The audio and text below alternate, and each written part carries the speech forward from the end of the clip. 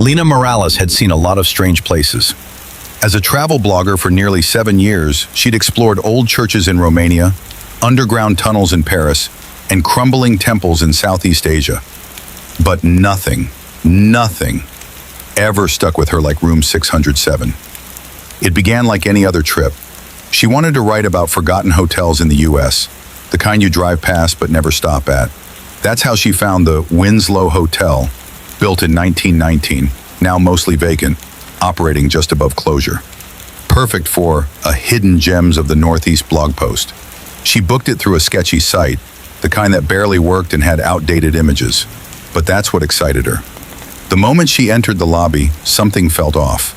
The front desk clerk never made eye contact. The elevator had buttons that didn't light up, and the hallway, it was silent. Not quiet silent, like sound didn't travel there.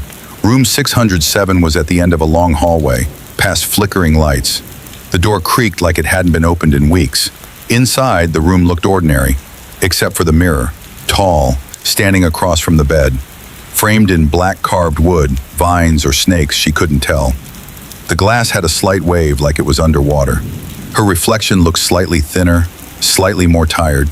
She didn't think much of it. That night, around 3:07 a.m., Lena awoke suddenly.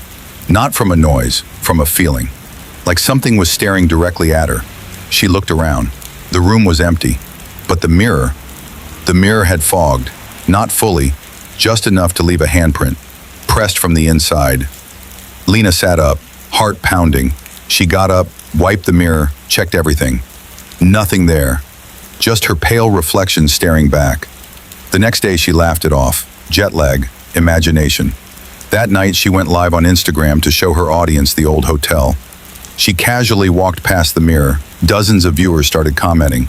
"Who's that behind you?" She ended the stream quickly. "Your reflection's off." And there it was. Her reflection lagged by almost half a second. And for one chilling frame, the reflection didn't smile when she did. It just stared. Blank. She closed her phone. Cold sweat dripping down her spine. She turned the mirror to face the wall and went to bed. But in the middle of the night, she heard it scraping the floor. The mirror had turned back.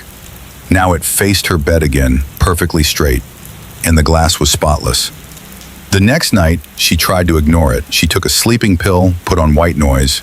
Still at 3:11 a.m., her eyes flew open, and her reflection was already standing. Not her, it. It stood beside the bed, staring at her, smiling. Then it stepped closer to the glass. Lena turned the lights on, screaming, but now the reflection was normal again.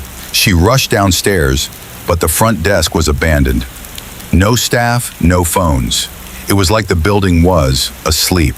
She returned to room 607 with trembling hands, and the mirror now showed two Lenas, one sitting on the bed, the other standing behind her. She tried to film it. Her phone crashed, completely dead. She grabbed her camera and started recording everything, speaking directly into the lens, whispering, "If something happens to me, it's the mirror. The mirror's doing this." She decided to smash it. She threw the heavy lamp into the mirror. It bounced off like rubber, not even a scratch. Then her reflection, or rather the thing inside, lifted its hand and tapped the glass. Once, twice, and with the third tap, Lena's body froze. She couldn't scream, couldn't move. Her heart raced, eyes wide, but her limbs felt like stone. The mirror Lena tilted her head and slowly walked toward the glass. She stepped through. No shattering, no noise. Now there were two Lenas in the room. One standing, breathing, real.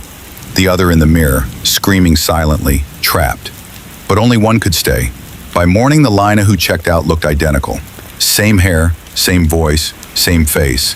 But something was off. Her smile never quite reached her eyes.